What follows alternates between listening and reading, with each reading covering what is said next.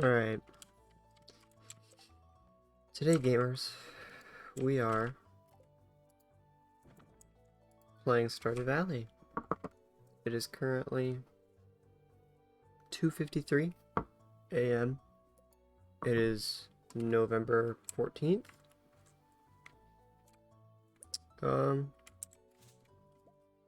Yeah. If you don't know what Stardew Valley is, think Harvest Moon. Maybe like kinda like Animal Crossing, not really.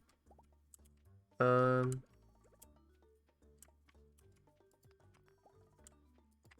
think Harvest Moon, but like 3D Terraria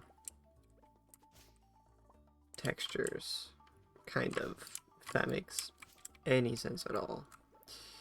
Probably doesn't.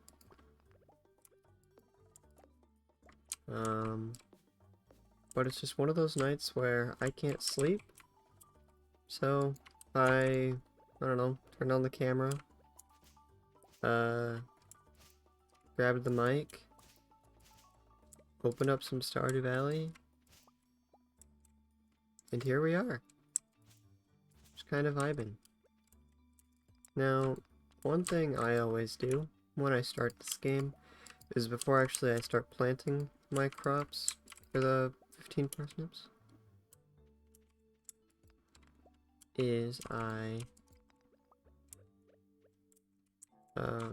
just clear out a little bit of space.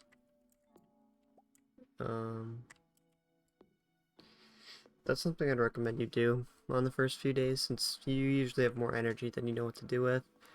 Go around foraging everything that you can.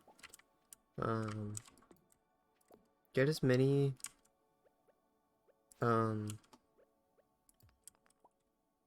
mixed seeds as you can, and then continue to plant those. Oof. And then just clear out your space, because eventually you're gonna want to start customizing your farm, and then you're just gonna have everything all out in your face, and it's gonna be annoying and not fun. Because you're gonna be all the way at Robin's shop, like, right before she closes, and then you're gonna have something in the way, and you're gonna have to go and move it, or break it, or whatever, because you're dumb and forgot to remove it before you got there. Now, I'd recommend actually breaking or building a silo first, before breaking all of the long grass. And when I say long grass, I don't mean like that. I mean grass like this, because it turns into hay, which will feed your animals, but everything else is just fair game. And I'm assuming most of you have probably played Stardew Valley by now, or at least have watched some gameplay footage of it, or heard of it. It's a pretty easy and simple to understand game. It's very laid back. Laid back. You don't really need to, like, prepare to play. You can kind of it's just one of those games you can turn on and kind of just vibe. There's not really a set thing you should do. Well, other than, farm and progress, but, like, that's any game. It's not like, I don't know, I don't really play grindy games. Say like an RPG where you want to upgrade your character or something, and you gotta spend 12 hours getting the right levels to ascend your character so you can level them up more, something like that, you know? And if you don't know where I'm going, I don't blame you, because I don't know where I'm going either. Not actually. Down here, there's usually spring onions. Yep, right here. This is basically just free energy. I would just use them for energy, don't sell them, because usually it's just more efficient to, at least especially for these, it's just more efficient to use them as energy sources than to sell them, because they aren't worth, I don't think they're worth anything actually. And if they are, it's gonna probably be like 5 gold. Which might seem like a lot now, but it's really not.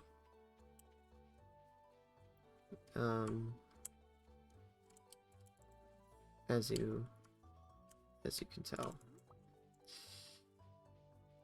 As you can tell, yeah. Oh, here, it's a person we can go talk to. Oh, she's taking a camera.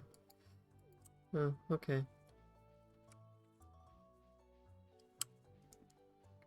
I feel like one of the quests that I struggle with to complete the most is this one.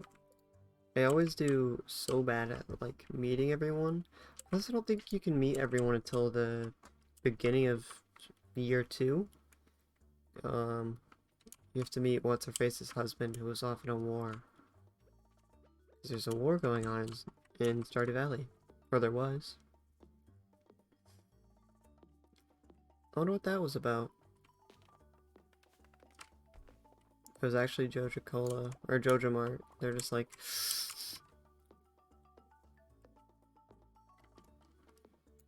Inventory full? What are you, my mom? And again, if you haven't played Stardew, you actually have to buy backpack upgrades to use those. So that's why it says inventory full, even though it looks like I have multiple slots.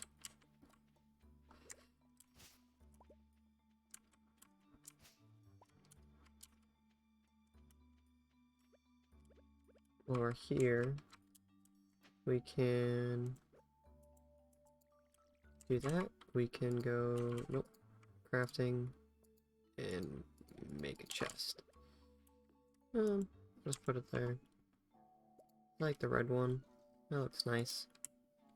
Ooh, what does this one look like? Oh, we're just gonna stick to the red though.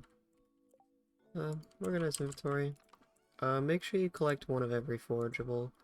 I think we're missing one more. Because you want to use those to complete the community bundles. Because community bundles are important. So I guess what we're gonna do actually, exit the title, load game.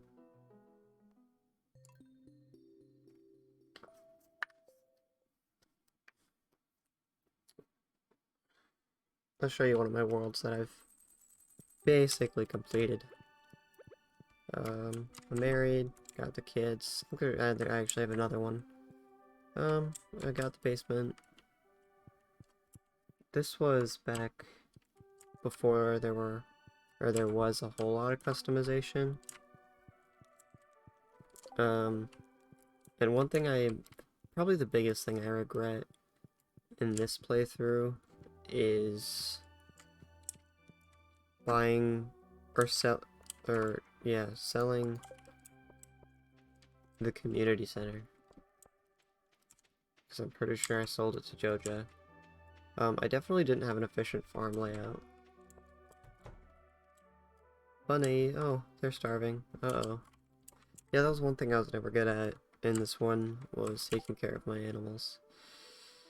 Oh, here's the golden scythe. I didn't actually know this was in the game until recently.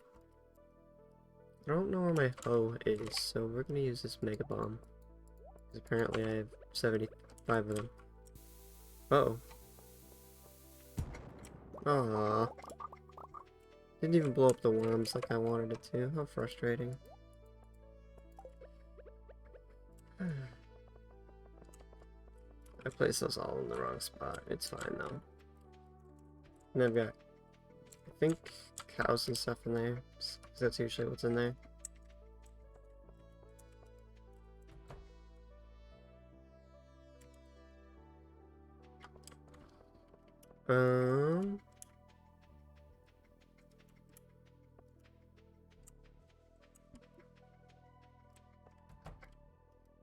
Got stuff growing in there. I actually have 2 horses, and I don't really remember how that happened. I have like 50 hours, something like that in this one. Well, it's pretty.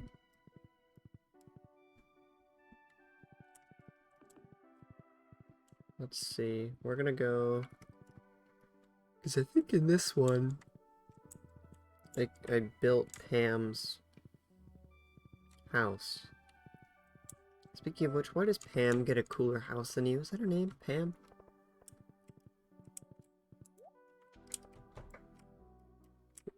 Okay, I've got a cutscene. Okay, I have 2 cutscenes.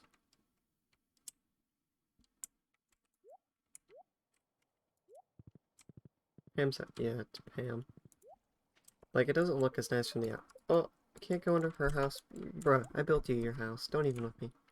Wait, what time does it open? Oh, right now. We got cutscenes with Penny. But yeah. It's pretty sick.